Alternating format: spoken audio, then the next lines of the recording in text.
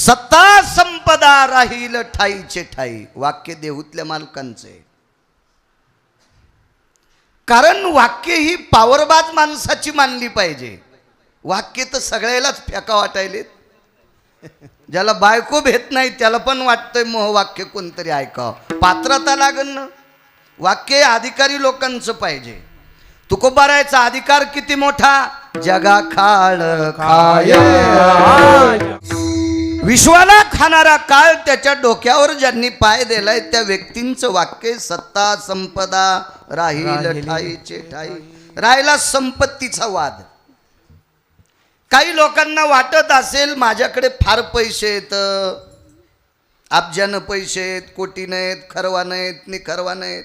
आपण रावणाच्या तळपायाच्या मातीला चिटकाले. तुका म्हणे ज्याची संपदा येवणी.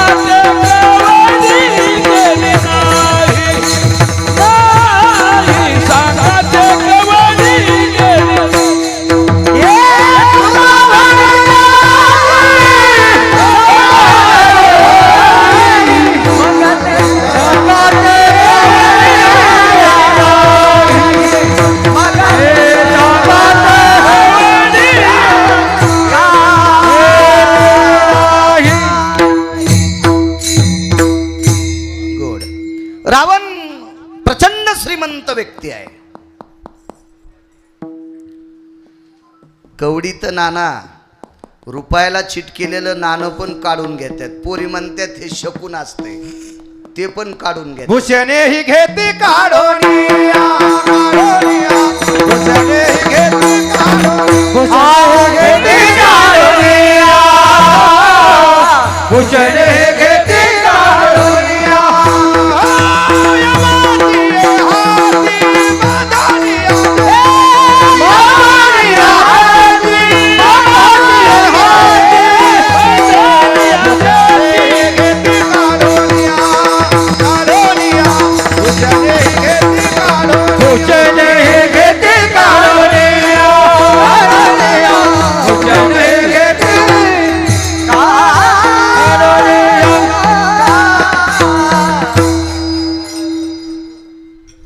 म्हणून रावणाच्या सोबत कवडी गेली नाही याबद्दल ठीक आहे. पण रावणाचं पूर्वेकडची भिंत 269 किलोमीटर लांबीची होती.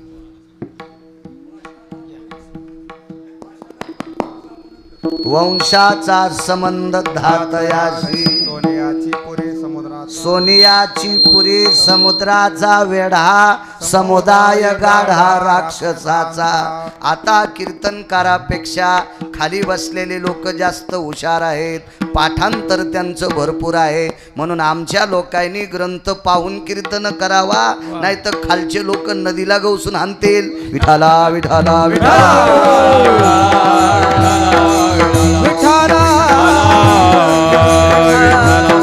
269 किलोमीटर लांबीची भिंत होती.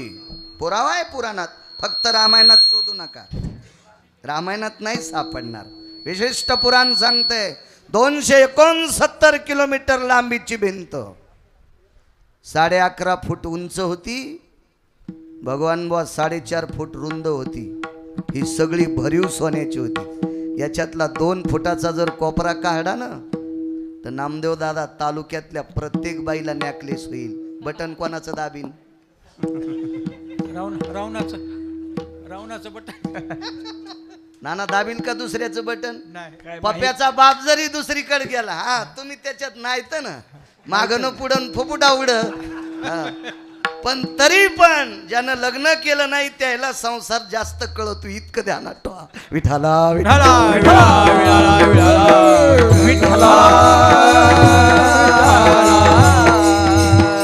मग तितके जर मुरकुटे व सोनं जर वाटलं तर हिम्मत आहे का दुसऱ्याचं बटन दाबायची? काय मायवेली त्याच्या विरोधात फॉर्म भरायची? तरी पण 2 वाजून दुपारी 2:18 दक्षिणेच्या मालकाने रावणाला आपटून मारलं. म्हणजे पैशावाल्याला सुद्धा थांबता येत नाही, सत्तेवाल्यांना थांबता येत नाही. राहिली शक्ती परमार्थिक शक्ती. तर परमार्थिक शक्तीचा जर विचार केला तर आपण लय सामान्य माणसं आहेत. लोकांनी बघावं म्हणून भजन म्हणणाऱ्यांची संख्या खूप आहे. सकाळच्या काकड्याला जर माईक बंद झालं तर काकडा करा वाटत नाही, असे किती दाखवायचे. पण माईक बंद असलं तरी काकडा करतेत, अशा लोकांवर परमार्थ आहे. त्यांच्यावर लोकांनी ऐकावा. लाईटच गेलेली आहे, मग कशाला जायचं, कुठं लोक म्हणणार आहे तू काकड्याला होताच म्हणून. असे सुद्धा आमच्यासारखे बरेच असतील.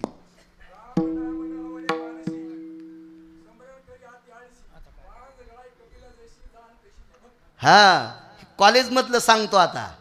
यतम प्रतिभासा भयव्याप्तीन धेनु सहिष्णर गती जायते मिमम नाम निष्ठम कृतु संपन्नस्तते वच. विठाला विठाला विठाला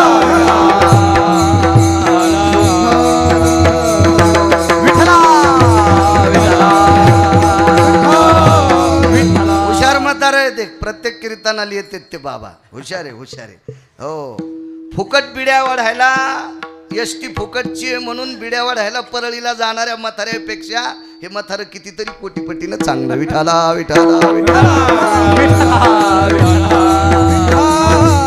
प्रकांड श्रीमंत रावण हे 18 संतांनी हरिनामे ढवळीले जग, विश्वनामाने ढवळून काढलं, तरी थांबता आलं नाही. हो, नाही थांबता आलं.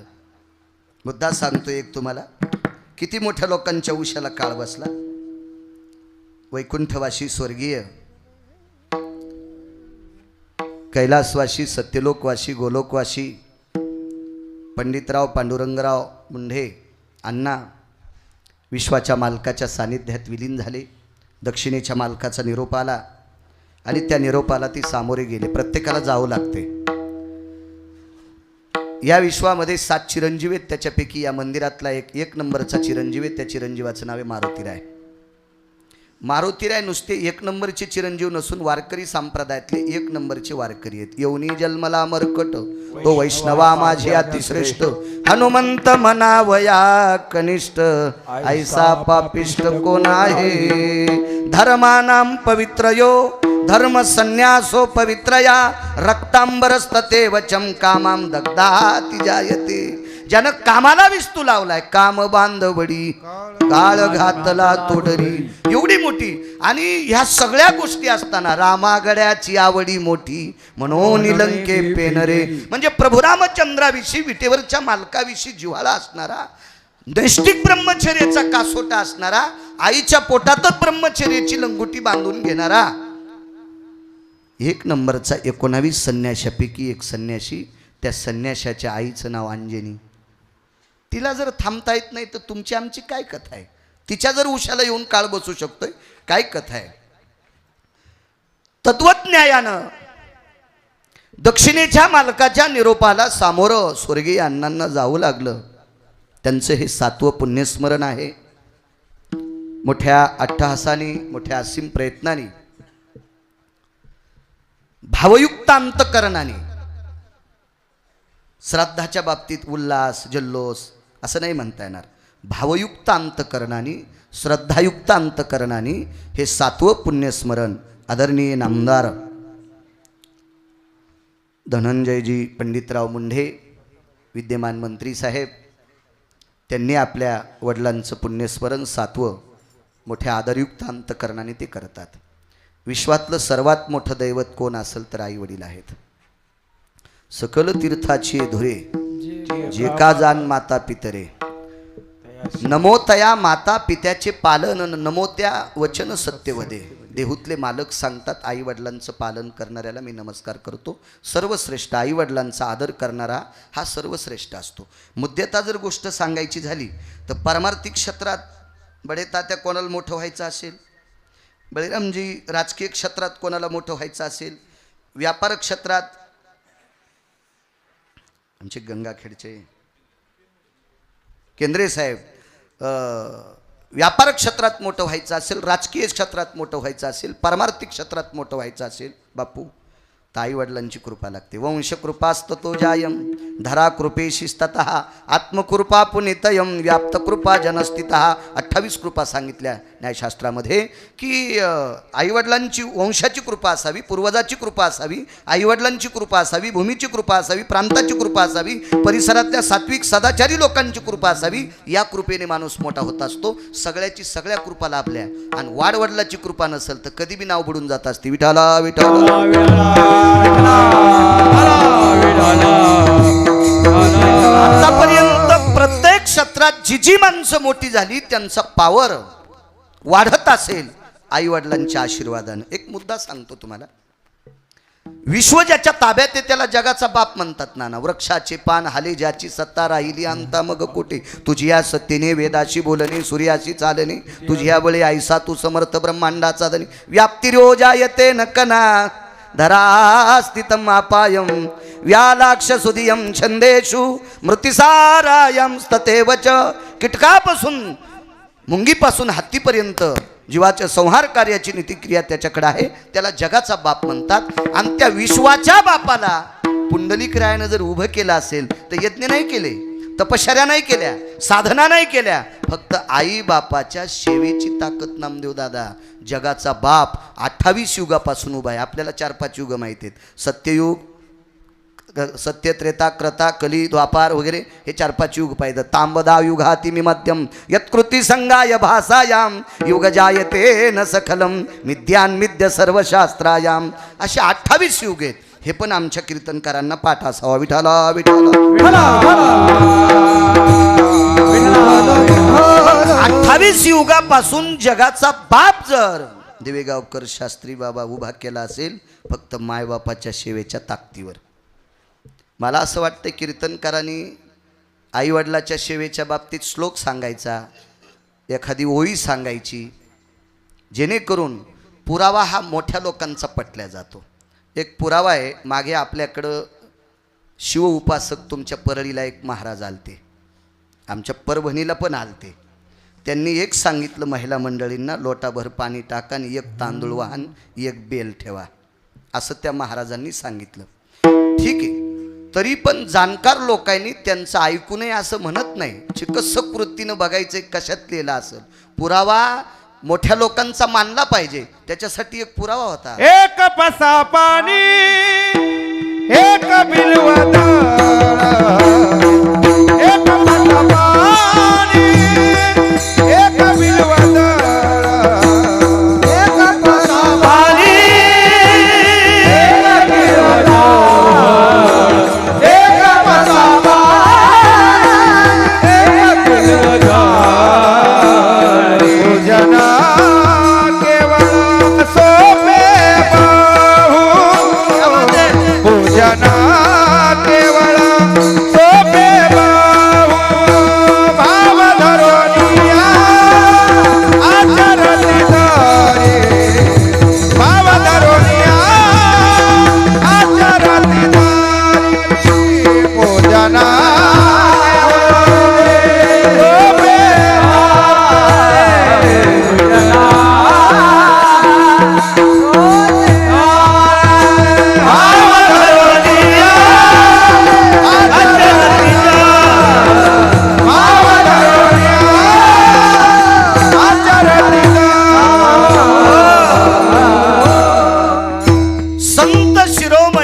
नामदेवराय 700 वर्षापूर्वी लिहितात. एक पसा पाणी एक बिल्वदळ. अत्यंत सोपं पूजन सांगितलं 700 वर्षापूर्वी. साक्षी मोठ्या माणसांची ग्राह्य धरल्या जाते. असो अधिकार संपन्न लोक ब्रह्मांडाचा मालक ज्यांनी उभा केला ते आईवडिलांच्या सेवेच्या पुण्याईवर केला. स्वर्गीय अण्णांचं 7वं पुण्यस्मरण. आदरणीय नामदार धनंजयजी साहेब मोठ्या भावयुक्त अंतकरणाने करतात, त्यांना धन्यवाद. एवढ्या धकाधकीच्या काळात विद्यमान पदावर असताना सुद्धा वेळ काढला आणि काढत जावा. मोठे वागले की लहाने माणसं वागत असतात. सप्त्याच्या काल्याच्या पंगतीत मोठाल्या माणसांनी एखादं जर भाजीचं पोळीचं टोपलं घेतलं तर बारकाली माणसं पाय तुटूस तर वाढीत असतात. आणि मोठाली माणसं मुद्या घालून जर मंडपाच्या कडीला उभं राहत असतात तर मग बारकाले त्याला त्या दिवशी एके दिवशी हिंगा दाखवित असतात.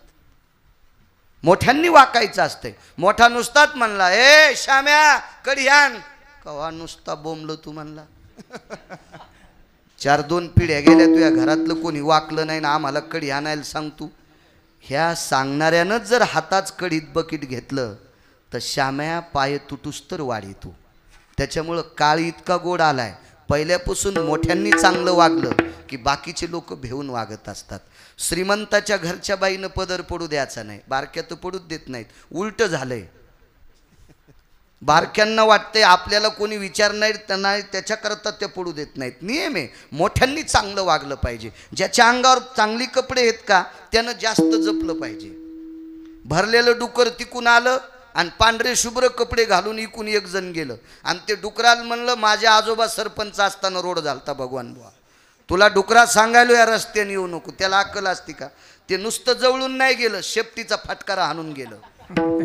मग ज्याच्या अंगावर पांढरे कपडे आहेत त्यानं जास्त जपावा. काळे बेंद्रे कपडे घालणाऱ्याला पुसलं तरी ते निघून जातंय. याचा अर्थ असा आहे मोठ्यांनी जास्त आचरणात राहिलं पाहिजे. बारकी लोक त्यांचं अनुकरण करत असतात. विठाला विठाला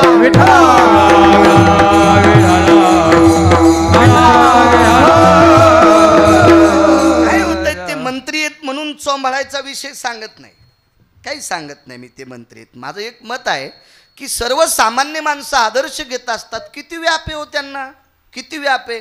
परवाला एक श्रीमंत व्यक्ती मृत्यू पावली तर सुनानं विदेशातून सांगितलं आणि मुलानंही सांगितलं आम्ही आल्यावर आमचे बाबा थोडेच उठून बसणार आहेत, उरकून घ्या. 39 कोटीची प्रॉपर्टी त्या माणसाकडे, 39 कोटीची प्रॉपर्टी.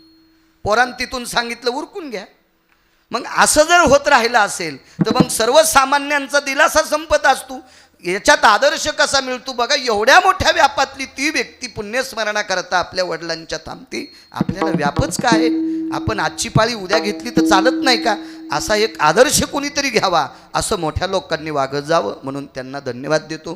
पुढे आदरणीय नामदार पंकजाताई गोपीनाथराव मुंढे, अजय माणिकराव मुंढे, विजय व्यंकटराव मुंढे, रामेश्वर व्यंकटराव मुंढे, अभय माणिकराव मुंढे, हा समस्त मुंढे परिवार या सर्वांच्या वतीनं मोठ्या श्रद्धेने भावयुक्त अंतकरणाने चालत असलेलं 7वं पुण्यस्मरण त्यांना पुनश्च धन्यवाद देतो. आदरणीय स्वर्गीय अण्णांना गोडशी अधिपत्या सर्वस्थितो वैकुंठाती स्थित भयो कैलासाधिपतयन्नमा सत्यम वासम पतयन्नमा गोलोकाधिपतयन्नमा यज्जायते सर्व चतुर्विधा स्थित प्रतिभासा यज्जायते अधिष्ठितम सकल करिष्यते. या अनुष्ठानानं त्यांना त्या ठिकाणी जागा मिळो अशी पितृदेवांच्या चरणी प्रार्थना माझ्या म्हणण्यानं भेटणार नाही. विठाला विठाला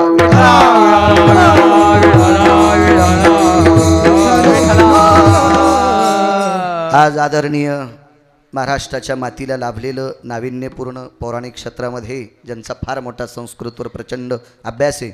मी 9 शतचंडी केली बासरला. त्यावेळेला महाराजांना मी कीर्तनाला आमंत्रित केलं तर आमचे हरिभक्तीपरायण दिवेगावकर शास्त्री महाराज ते सुद्धा या ठिकाणी आहेत. त्यांना प्रणाम करतो. आदरणीय तारखेच्या संदर्भात सतत मला बोलत होते. भगवान महाराज संस्थान हरिश्चंद्र राजा पिंपरी त्या अधिष्ठानावर ते अधिष्ठित आहेत. महाराजांना सुद्धा प्रणाम.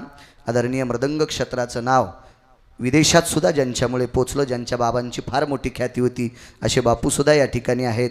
बापूंना सुद्धा प्रणाम. आदरणीय मृकुटे महाराज असतील, राजकीय क्षेत्रातले आदरणीय आमचे बळीरामजी कडपे असतील, नामदेव दादा असतील, आदी करून हरिभक्तीपरायण महाराज मला नाव माहीत नाही, लिंबाजी महाराजसुद्धा महाराजांना सुद्धा प्रणाम करतो. आणि आदरणीय आमच्या गंगाखेडचे याच घराण्याशी ज्यांच्याशी गोडसं नातं आहे, रक्तछंदातलं नातं, आदरणीय आमचे मधुसूदनजी साहेब सुद्धा या ठिकाणी आहेत. त्यांना सुद्धा धन्यवाद, प्रणाम. बडे तात्या आदी करून सर्वांना प्रणाम करतो. सगळ्यांची नावं घेतली अशी गृहीत धरा. विठाला विठाला.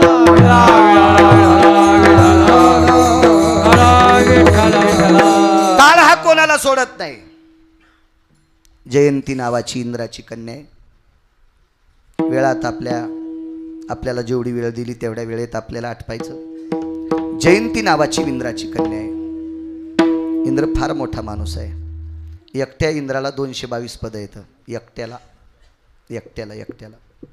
खालचे पदं कधी जातेत कधी येतेत याचा काही भरोसा राहत नाही.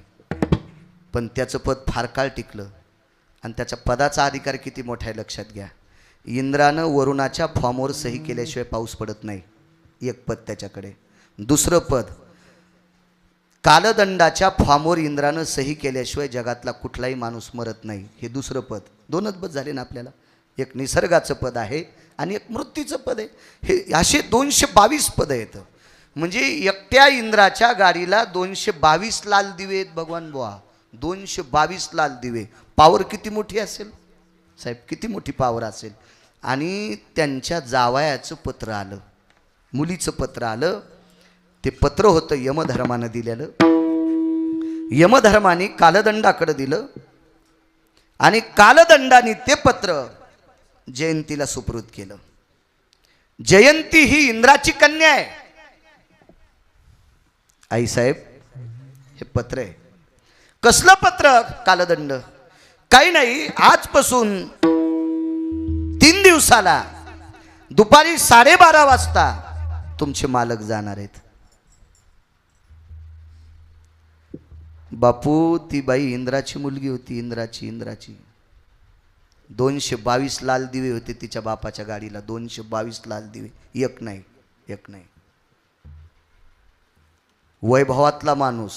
तिथं चिंतामणीच्या सडका, कल्पतरूचे उद्यानं, कामधेनूचे खिल्लारं. नाना, तिथं फार मोठं वैभव. एका मोठ्या माणसाकडे गेलो तर त्यानं 11x22चा टीव्ही दाखिला मला. रावणाला ओव्हरटेक केलं तर त्यानं. त्याची ती हॉलची जी भिंत होती का, उंच 11 फूट होती आणि रुंद 22 फूट होती. तेवढ्याला तेवढा टीव्ही होता, पण बटनच नव्हते. मी म्हणलं हा टीव्ही म्हणताना चालू कसा होतोय? त्याच्या डोळ्याचे सेन्सर, त्यानं डोळे मिच केले की चॅनल बदललं.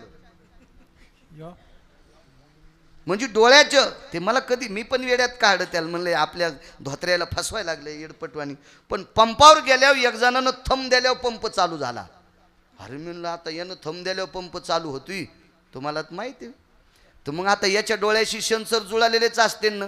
आणि बऱ्यापैकीच्या नंतर आता काही लोकांचे मोबाईल सुद्धा असे थंब दिल्याशिवाय चालू होत नाहीत. हो, आणि असले पाहिजे. संसारिक माणसानं त्याला लॉक ठेवलं पाहिजे. बायकोला कळायला नाही पाहिजे मधात किती गर्दा येतं. विठाला विठाला.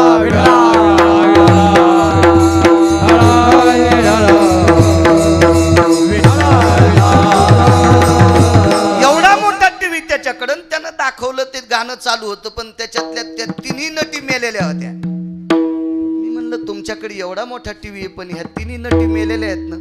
इंद्राचं याच्यापेक्षा मोठे होतं. रंभे आईशा नाचणी, उर्वंशी मेनका, तिलोत्तमा रंभा. या वैभवात 5 प्रकारचा अमृत पिणारा माणूस. त्याच्या मुलीचं पत्र आलंय, बाबा परवाला 12:30 वाजता माझे मालक जाणार आहेत, तुमचे जावाई जाणार आहेत, तुमची कन्या विधवा होणार आहे. आता बळावर ते बोलून गेला. बोलतेत माणसं कधी कधी. काही माणसं बैखटी रंगवायला लय बहादर. हो, बायको 7 भाईच्या मिरच्या तोडायला. आणि बैठकीत इतका बोलतो, त्याची कडक टोपी इतकी कडक, ऊस तोडता येतो इतकी टोपी कडक, आणि बायको 11 भाईच्या मिरच्या तोडायला. असे लय मोकार टेकन चौघीत लुगडे एक लय फिरत येत ना. खूप पाहिले मी गाव. मी आता 4,000 जवळजवळ 4,500 पर्यंत गाव होत गेली. लय पाहिले मी, खालीवरी गेलेले अमके तमके. तर मग ते बळावर बोलत गेला. काय यमाची मायवेली, असं कसं म्हणता येईल बरं? आहे इंद्र, 222 दिवे आहेत त्याच्या गाडीला, पण यमाची मायवेली कशी म्हणता येईल? कारण इंद्राला 222 दिवे हे पंढरपुरातल्या आणि काशीतल्या मालकाच्या कृपेनं आले. आणि यम कोणी आरक्षित केलाय? या दोघांना. काशीतल्या आणि पंढरपुरातल्या मालकानं यम आरक्षित पदारूढ केलेला माणूस आहे. आणि या दोघांचा न्याय मोडणं म्हणजे या दोघांचा अपमान करणं. इंद्र चुकीचे बोलून गेले. आणि मुलीनं सांगितलं, कालदंड माझे बाबा म्हणतात काय तुमची हिंमत आहे. ते म्हणला बाई तुमचे बाबा आहेत बोलायला लागलेत, ते 222 दिवे आहेत त्यांच्या गाडीला, असू द्या त्याबद्दल दुमत नाही, पण मी नेणार घेऊन जाणार. इंद्रानं कालदंडाला बोलवलं. कालदंड म्हणला येतो तुमच्याकडं, पण जावई नेणार तुमचा, नेणार. मग कालदंडाने पत्र समोर टाकलं, हे मृत्यूचं पत्र आहे आणि मृत्यूच्या पत्रावर सही करायचं काम इंद्राचं होतं. त्यानं सही केल्याशिवाय, कारण तो राजा आहे ना, 33 कोटी देवाचा राजा आहे ना, यमधर्म काय कथा आहे त्याच्याकडं, यमधर्माचा पण राजा आहे ना तो. सही केलेली, आणि ही सही भोगावती नावाच्या गंगेच्या पाण्यानं केलेली शाही. 2 भोगावती, एक रसातळात भोगावती आहे आणि एक वरी आहे. रसातळातल्या भोगावतीचं पाणी एका ब्रह्मचार्याला प्यायला भेटलं. ते शूरवीर महाभारतातला शुंह अर्जुनाने बाण मारला आणि महर्षी भीष्माचार्यांना ते पाणी पिण्यासाठी भेटलं. आणि हे पाणी वरी, ह्या वरच्या गंगेचं पाणी सुद्धा एका वानराच्या आंघोळीला आलतं. ते वानर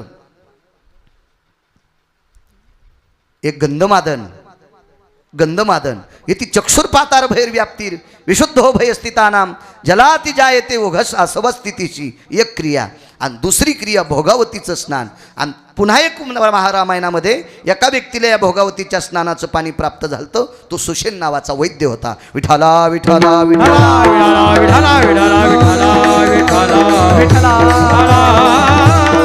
यमधर्माला बोलून घेतलं, ही सही कोणाची आहे? मीच केली. मग माननीय आदरणीय इंद्र महाराज, तुम्ही 33 कोटी देवाचे राजे आहात, तुम्हाला नाव वाचिता आलं नाही का ते तुमच्या जावयाचं? मग तुमचा जावयाचं मृत्यूपत्र ज्या वेळेला यमानी भगवंतानी सादर केलं, मी तुमच्या पुढे मांडलं, तुम्ही सही केली ना, आता मारायला काय हरकत आहे? पण भगवान बुवा इंद्र हुशार माणूस, इंद्रानं सांगितलं आमच्या जावयाचं पत्र सगळ्या फाईलच्या खाली टाका आणि वरच्या फाईल काढा. तो कालदंड म्हणला हे बऱ्याच देवाईनं पत्र पाहिले, आणि आता जर तुमच्या जावायला वाचिलं तर बाकीचे देव म्हणतील आमच्या आत्याला वाचवा, आमच्या मावशीला वाचवा, आमच्या मेहुणीला वाचवा, आमच्या साडूला वाचवा, आमच्या चुलत्याला वाचवा, आमच्या आजीला वाचवा, असं म्हणतील का नाही? मग मला नियमात बदल करता येत नाही. चला, जयंतीचा विचार खुंटला. 222 दिवे जिच्या बापाच्या गाडीला आहेत, तरी पण जावाई थांबवायची ताकद आपल्या बापात नाही. तिने विचार केला आपल्या आईकडे पत्र पाठवा. आई गोकुळात होती बापू. आई म्हणजे राधा. शची कोण आहे तर पुढे राधेच्या रूपात होती, आणि राधेकडे पत्र गेलं. आवाज द्या जरा, बेस कमी करा, कडक करा आवाज, चांगलं करेन देऊ तुमचं. राधेकडे पत्र गेलं. राधेनं ते पत्र वाचिलं. लक्षात आलं आपली मागची जयंती कन्या आहे. देवाला बोलून घेतलं. जगदानंद कंद जगतपती भगवान पांडुरंग परेशा किंवा द्वारकाधीशा, ही माझी कन्या आहे. एक विचारू का देवा, आयुष्यभर तुझं भजन केले रे, आयुष्यभर भजन केलंय. याच्या व्यतिरिक्त काय केलं रे देवा तुझ्यासाठी? फक्त भजन केलंय. देवा, नारदासारखा संन्यासी भेटला आणि त्या संन्याशाने सांगितलं, बाई तू आता 222 दिव्यावाल्याची बायको आहेस, पण कालांतरानं पुण्य संपल्यावर तुला खाली यावं लागत. सवेची इंद्रपदाची येऊ लागती माघारे.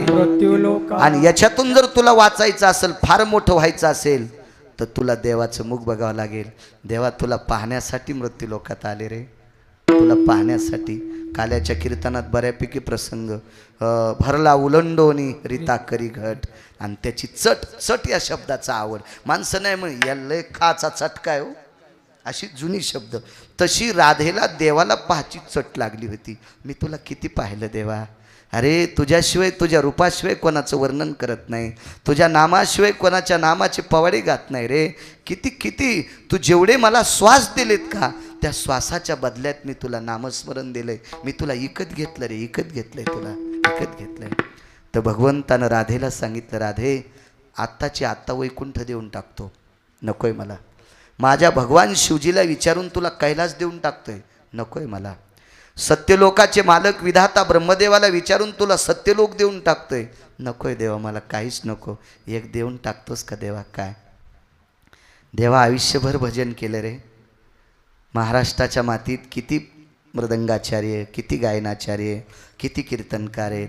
लोक त्यांचा किती आदर करतात, केवढाले हार घालतात, किती मोठाले नारळ देतात, नारळाच्या खालून पण देतात. मी तुला आत्तापर्यंत काही मागितलं का रे देवा? मी तसंच केलं ना तुझं भजन, तसंच केलं ना. एक दमडी न घेता, काही न घेता मी तुझं भजन केलं ना देवा. मग याच्या बदल्यात एक देऊन टाकणं, माझ्या जावायला वाचवणं, वाचवून माझ्या जावायला. तर ब्रह्मांडाच्या मालकीनं राधेच्या हाताला स्पर्श केला. तिला सांगितलं, राधे, 7व्या अवतारात मी वनवासात असताना मी जगाचा बाप आहे ग राधे, मी विश्वाचा बाप आहे. या विश्वातली काडीसुद्धा माझ्याशिवाय हलत नाही. एवढी मोठी वायू सुमुष्टी तलेशिवाय करतलात वायू माझ्या आहे. हे सर्व सर्व सर्व क्षत्र माझ्या हातात आहे ग. मी जगाचा बाप असताना, मी वनवासात असताना, माझा योग असूनसुद्धा आम्ही चौघेही जवळ नसताना मी देवाचा बाप जाऊ शकतोय. राजा दशरथ, मला कसा तुझा जावाई वाचिता येईल? नाही वाचिता येत ग, शक्य नाही. साखरेचा नो हे ऊस, ऊसाची साखर करता येईल, ऊसाचा गुळ करता येईल, पण गुळाचा ऊस आणि साखरेचा ऊस करणारा जगात एकही कारखाना नाही, एकही कारखाना नाही. मला नाही करता येणार. जगाच्या मालकानं सांगितलं, राधे, मी एक करू शकतो तुझ्यासाठी. तू ज्या दिवशीच तुझा देह समर्पित करशील, त्या दिवशी तुझा देह ज्या मातीत समर्पित केला, त्या ठिकाणची माती मी कपाळाला गंध म्हणून लावीन. गोपीचंदन ओटी, तुळशीच्या माळा, आयुष्यभर राधेच्या अंगाची माती जगाचा मालक कपाळाला लावतो. पण राधे, तू शिची असताना तुला प्राप्त झालेली जयंती नावाची कन्या, हिचा जो पती आहे हा फार मोठा अधिकारी आहे. त्याला विशिष्ट प्रकारचं पुराणात नाव आहे. पण शोधान तुम्ही शोधा. तुम्ही जितके पाठ करतान का, तुम्ही जितकं वाचितान का, तितके आमचे लोक कीर्तन नीट करतील. विठाला विठाला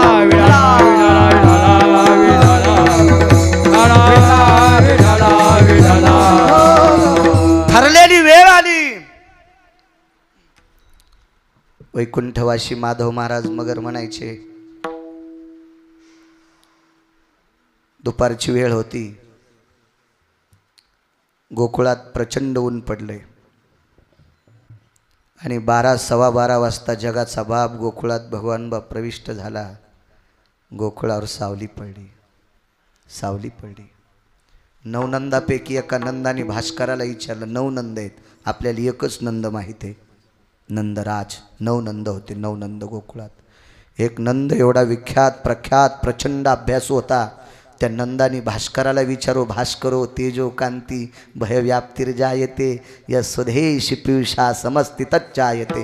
अमृतासारखी कोमलतामचर धरलीस, किम कारणेन, कारण काय? तर सांगितलं, जगाचा बाप या गावात आलाय, विश्वाचा मालक आला, विश्वाचा मालक. राधेच्या सानिध्यात जगाचा बाप आहे. राधेच्या डोळ्यातून पाणी येते आणि ब्रह्मांडाचा मालक पितांबराच्या कोपऱ्याने राधेचे डोळे पुसतोय. राधेचे डोळे. राधेनं सांगितलं, देवा, माझ्या डोळ्यातलं पाणी पुसल्यानं माझं दुःख जाणार नाही रे. अरे मी हयातीत मस्तीत नामाचा प्रचार करते, महिमेत तुझा परमार्थ करते, आणि एवढा परमार्थ करत असताना माझ्या मुलीच्या कपाळावरचं कुंकू पुसावा हे कोण्या माईला आवडतं रे देवा, कोण्या माईला? विश्वाच्या मालकानं सांगितलं, तो नियम आहे, सटवीचा लिखा न चुके ब्रह्मादिका. नियम आहे त्याचा ठरलेला आहे, त्याच्या पलीकड माशी पाखू पाखडे तवहे सरे. त्या अनुषंगाने आणि वेळ ठरल्या गेली आणि ठरलेल्या वेळेला जयंतीचे पती जात राहिले. म्हणून मालक म्हणतात, 222 दिवे जिच्या बापाच्या गाडीला होते, आशाचा जावाई सुद्धा जाऊ शकतोय. त्यांच्या पण उशाला काळ बसला.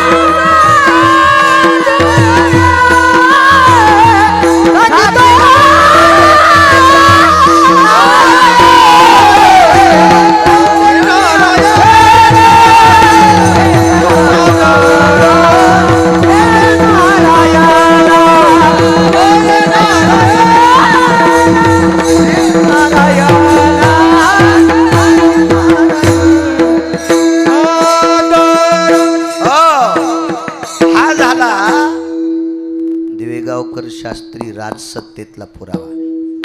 याच्यापेक्षा मोठा कधी राजा होईल कोणी?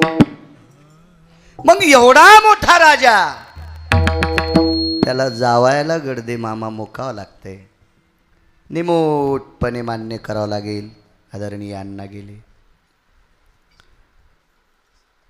त्या मंत्र्यांचे जावाई होते ते, आणि या मंत्र्यांचे पिता होते. म्हणजे राजसत्तेतल्या लोकांना सुद्धा यम भेट नाही याचा पुरावा दिला. राहिली परमार्थिक सत्ता.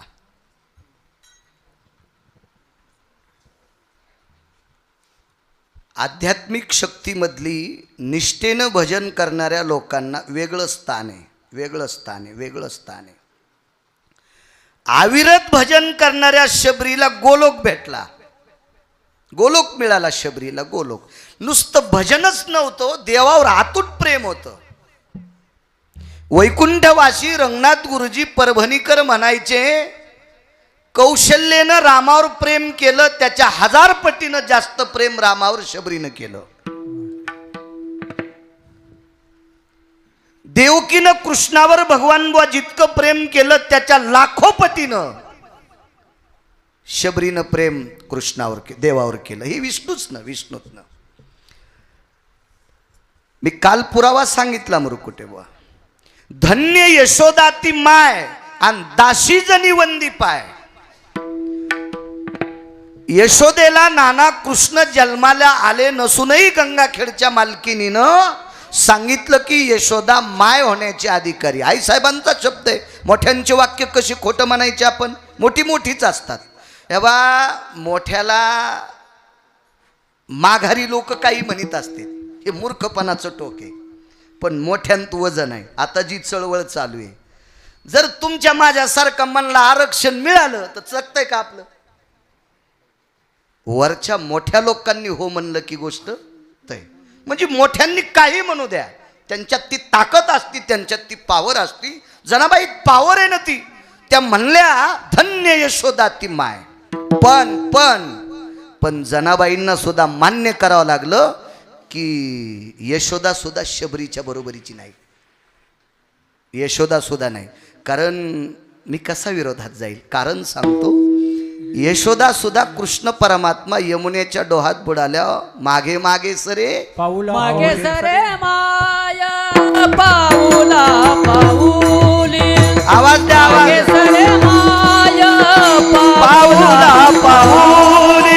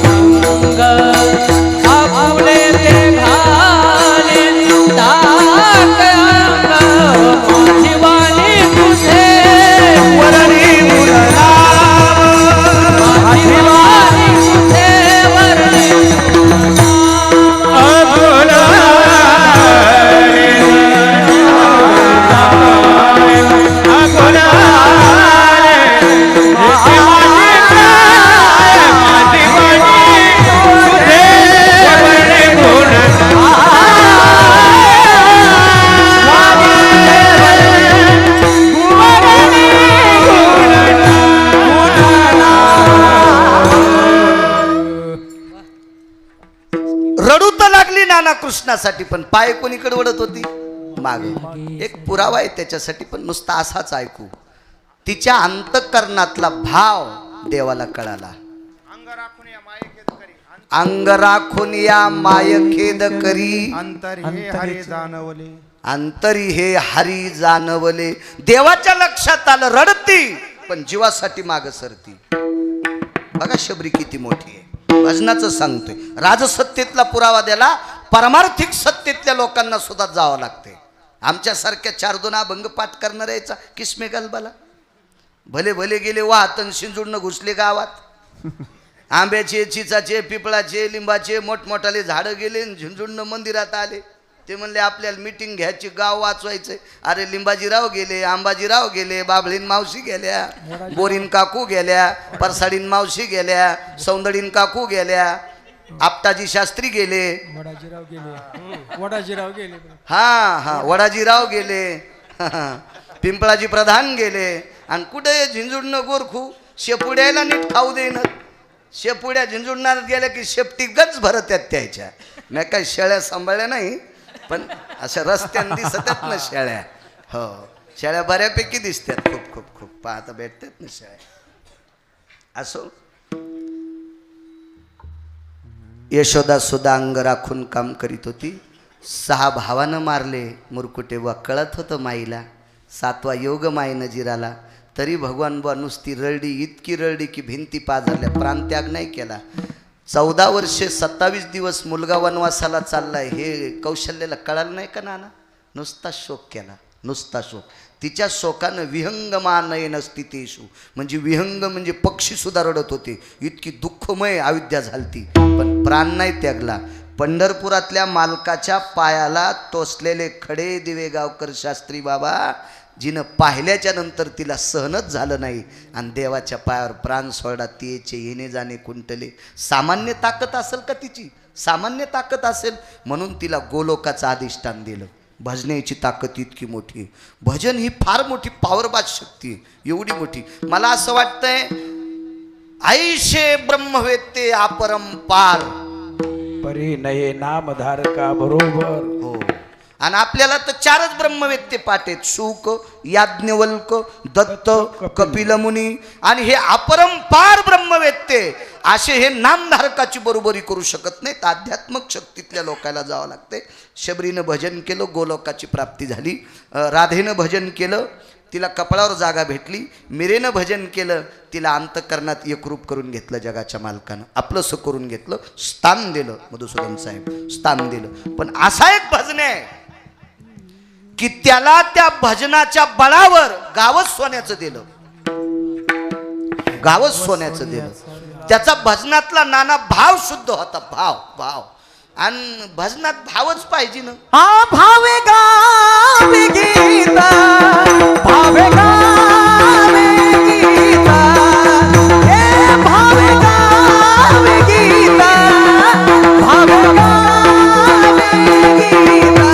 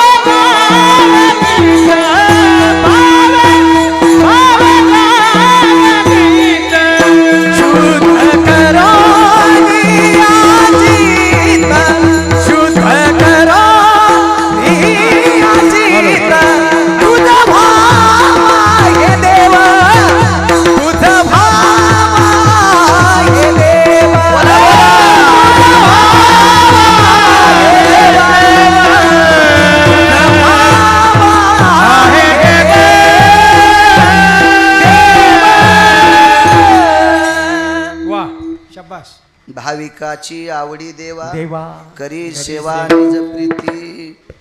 बोरे खाय भिल्लटीची. भाव भाव होता भाव.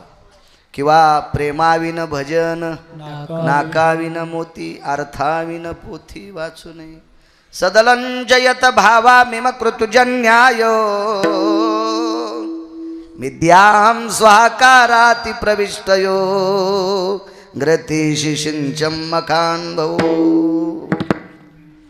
150 क्विंटल गावरान तूप यज्ञात टाकलं, भावच नाही, भावच नाही. कशी त्याला किंमत होईल? यज्ञ करा, भाव आहे. प्रत्येक क्षेत्रात भाव कारणीभूत आहे. देवा कारणे भाव तस्मात द्यावे न लगे काहीशी. काही नलगे एक भावची कारण तुका म्हणे आन विठोबाची. देवाला भाव लागतोय आणि भावानं श्रद्धेनं भजन केलंय. शुद्ध भाव देखून या गाव स्वर्णाचा दिला गा. आमचा एक मित्र भागवत सांगतो, काय सुदाम देवाचे पोहे गोड होते बरं का. आणि ते पोहे खाल्ल्याच्या नंतर पंढरपुरातला मालक प्रसन्न झाला बरं का. मला असं वाटतंय लक्ष्मीला तितके सुंदर पोहे करता येत नसावा असा आमच्या मित्राचा भाव असावा. पोहे निमित्ते, पोहे निमित्ते. शुद्ध भाव देखोनिया गाव सोनियाचा दिला गा. नाही तर शब्द वापरला असता, चौदार पोहे खाओनिया गाव सोनियाचा दिला गा. त्या पोह्याच्या माग भाव शुद्ध होता, भाव. तुम्ही अजून लक्षात घ्या, कन्या आंबाड्या घुगऱ्या काही असू द्या जेवायला, पण जीव घालणाऱ्या माणसाचा भाव गोड असेल तर जेव वाटते. गावरान तुपात पोळ्या भेजिल्या आणि कुत्र्याला फेकल्या आणि फेकायली, घ्या न घ्या, कशा खा वाटत्याल त्या. आमची इथे एक म्हातारी पित्र घालीत होती आणि मी कधी मधी तिचं काम ऐकायचो तर मला ती सांगायची. मग तिने एके दिवशी मला शिकवणारे 4 गुरुजी होते, ते म्हणले बाळू तू या मास्तरायला बी सांग, तिची भाषा तशी. मग गुरुजीला सांगितलं, गुरुजी उद्या डब्बे आणू नका, आमची इथे एक म्हातारी, तिच्या इथं पक्ष आहे आणि जेवायला आहे. मग सगळेजण गेलो, तिच्यात 7-8 म्हशी आलेल्या होत्या. तिनं आम्हाला वरणावर खिरीवर नुसतं तूप वाढलं. गुरुजी म्हणले, काय काकू लोणकड्याचं तूप आहे, आम्ही दुकानच्या बाटल्या विकत घेऊन खातो. त्या दुकानाच्या बाटल्या विकणारे ते म्हणते हे गाईचे, पण ते नको दूध काढलं का. हे मोहळावाले पण सांगतेत ओरिजिनल मध आहे, त्या मधाची ज्याची फॅक्टरी आहे त्याला म्हणा गिरगावच्या बाळू देखता एकदा मोहळ हुलेवर तू. येळगावकर शास्त्री होलीन का ते मोहळ, त्याचं कोण्याच तर दवाखान्यात नीट वाचं नाही त्याचं तोंड. हा हुलिता येतं त्याला मोहळ प्रचार करणाऱ्याला अद्याप नाही. आपल्याकडे काय होतं माहिती आहे का, जे ओरिजिनल काम करतंय त्याला पुढं कोणी आणतच नाही. आता शासनाचा नियम आहे, झाडं लावा आणि झाडं जगवा. फोटो कोणाचा काढतेत, बाळू महाराजांनी झाड धरलं की महा झाडं लावा, DM साहेबानं झाड धरलं की त्याचा फोटो. झाडं जळून गेले. मी एका झाडाला विचारलो तुम्ही काऊन जाळाले, ते म्हणले ज्याचा घाम निघला नाही त्याचा फोटो काढा आणि ज्यानं खडा खाणला त्याचा काढाच नाही. त्याच्यामुळं झाड म्हणलं आम्हाला वाचायचंच नाही. आपल्याकडं काय होतं माहिती, कधी कधी चुकून आता पाईपची ॲडव्हर्टाईज करतात काही काही लोक शेतकऱ्याच्या. त्याला माहिती आहे का भैमुगाच्या शेंगा खाली लागत आहेत का वरी. त्यानं फार काय झालं तो तोंडाला लावायच्या वस्तूची ॲडव्हर्टाईज करावं नटा लोकांनी. पाईपची ॲडव्हर्टाईज करायची काय गरज आहे का नाही. खताची ॲडव्हर्टाईज, 1 घंटा भर युरिया खतात त्याचा हात ठेवा, जर लोखंडासारखा नाही झालात मला बाळू म्हणू नका. आणि ते खताची ॲडव्हर्टाईज करते. अरे ज्यानं 700-800 क्विंटल कापूस काढाय त्याला खताची ॲडव्हर्टाईज करायला बोलवा. विठाला विठाला विठाला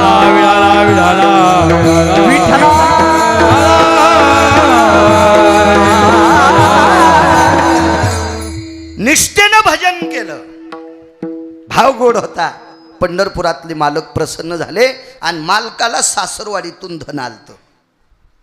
देवाची एक सासरवाडी लई श्रीमंत होती. त्या सासूनं, सासरा हुशार, त्यानं सूर्याची उपासना केली, मनी प्राप्त केलता.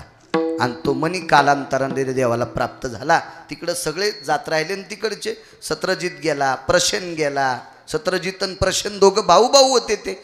आणि तो मृत्यू पावला.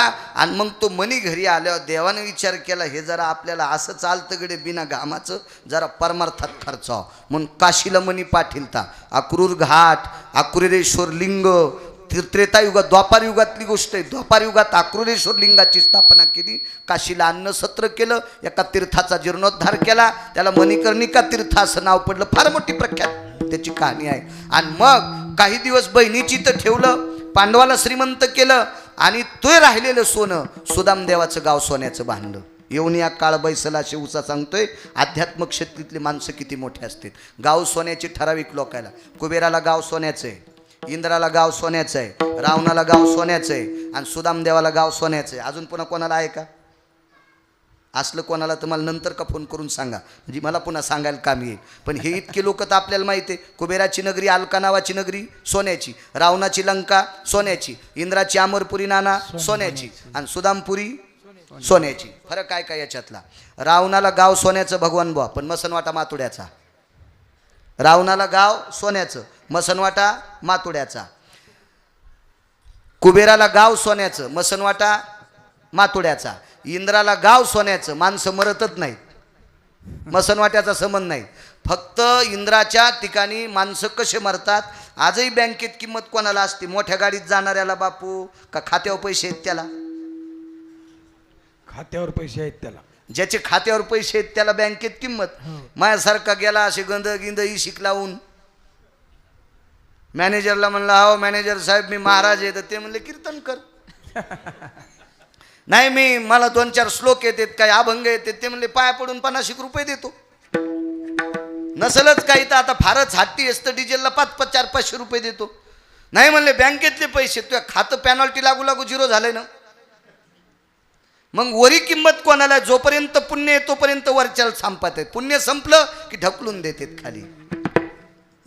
पुण्यक्षय अधोगती तुका म्हणे जाती, पुण्यक्षय अधोगती. खाली यावं लागतंय त्याला, वरी थांबत. म्हणून मसनवाट्याचा संबंध नाही. पण सुदाम देवाचं गाव सोन्याचं झालं. गाव सोन्याचा झाल्याच्या नंतर गावकोस सुद्धा सोन्याचा. आगा वृषभा धेनू कळा, खुंटार गळा त्याही स्वर्णाच्या. महाराज सांगतात गाई म्हशी बांधायचे खुंट सुद्धा बापू सोन्याचे होते.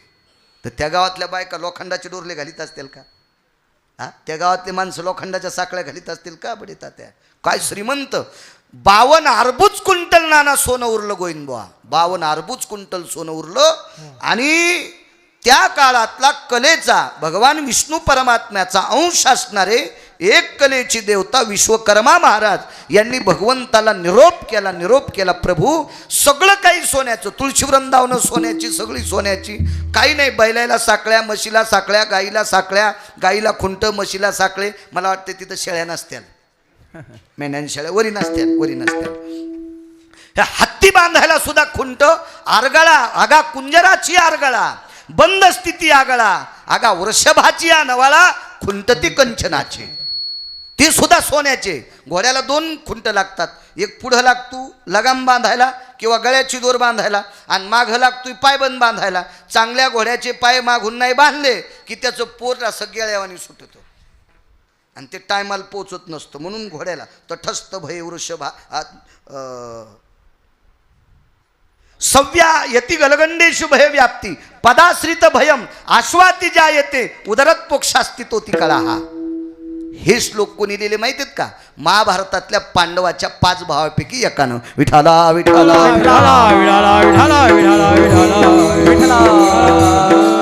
परवाला आपण कुठे गेलतो उत्तरेश्वर बापू कीर्तनाला. एक जण कीर्तन झाल्यावर म्हणलाय तुम्ही कशातलं सांगतात? मी आणलं तू जवळच चरज आहे, तो जिथ रोग तोंड पुरत आहे का तिथ रोग खात जाय. तू कशाला उग दुसऱ्याचं इचकी तू?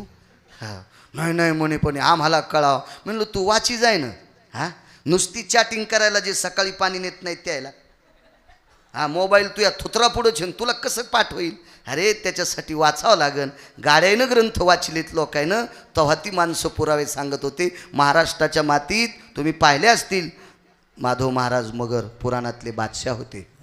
त्याच्यानंतर माझ्या पाहण्यात आली पुराणातली व्यक्ती वैकुंठवासी धर्मभास्कर वक्ते बाबा. काय पुराणावर प्रचंड ज्यांचा अभ्यास होता, प्रचंड भयानक विद्वान माणसं.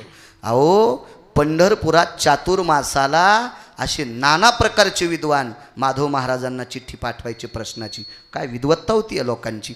काय एवढी पुराणाचा प्रचंड अभ्यास. आणि पुराणाचा अभ्यास करणं वारकरी संप्रदायांची मान्यता आहे. पाहावे पुराणी विचारून.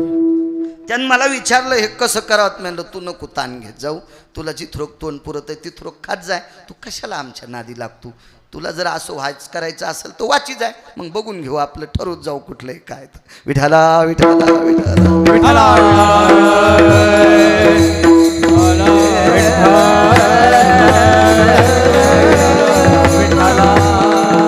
मग माणसं काय म्हणतात माहितीये का? हा ते काय आम्हाला पटत नाही. मग लोक कसे मानतात?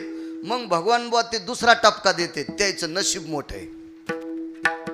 हे अशी माणसं इचकी देत हा त्याचं नशीब लय मोठं हो म्हणून त्याला लोक विचारित नाही नसते असं. अरे माय सुद्धा खराब लेकराला मानित नाही तर जनता आग्या मोळाच्या माश्या आहे. चुकीचं काम करणाऱ्याला माय मानती का? नाही मानित. माय मानित नाही. सगर्भे शुभय बालका बापू. मुलानं जर अपराध केला तर माय सुद्धा म्हणते माझा मुलगा चुकीचं काम करतोय तर जनता मानायला सोपी आहे का नाना? ह्या आग्या मोळाच्या माश्या आहे. ज्यानं धुपन आणलं त्याला कांदा काढू देतात. गौरी पेटून आणली ना कांदा काढू देतात बळीरामजी. आणि ज्याच्याकडे धुपन नाही त्याला चावते. जनता मानायला रिकामी नसती कोणाला. ठीक आहे. आणि जरी असं मानत नसेल तर अन्न मान धन हे तो प्रारब्धाधीन हे आरूढच असलं पाहिजे. विठाला विठाला विठला. आमच्याकडे आमचे 2 मित्र उभे राहिले मार्केट कमिटीला. एक गेलं 3 मताहून आणि एक आलं 1 मताहून. आणि 2 मित्र त्याला तितकेच मत आणि याला तितकेच मत. माणसं इकडं इचकीत येत आणि तिकडं प्रारब्ध मानतात.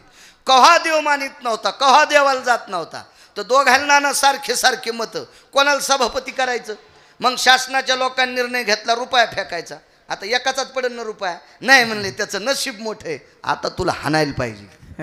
आता कसा नशिबाला मानतू कसा नशिबाला मानतू. आणि ज्याला 2 मतं पडले कमी आणि ते 1-2 मतांनी निवडून जास्त आला ते म्हणला इजय तर आपलाच झाला गडे पण निवडून तो आला. पाय आगाव धंदा आहे.